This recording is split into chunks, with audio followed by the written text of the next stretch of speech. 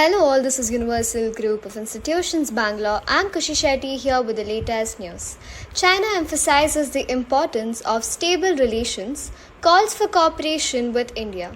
PM Modi remarks on India-China tension being significant. China calls for stable ties. Analysts interpret comments as strategic signals for dialogue. So, Narendra Modi has recently commented on all the tensions that seen at the line of actual control are deemed highly significant by the Indian foreign affairs experts.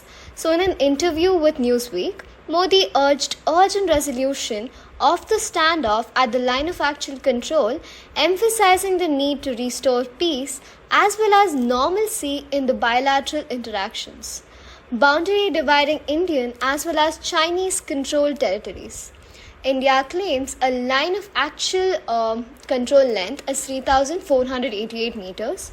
China disputes asserting line of actual control length around 2,000 kilometers. So it has been divided into three sectors, eastern being the Arunachal Pradesh, Sikkim, middle being the Uttarakhand, Himachal Pradesh, and the western one being Ladakh.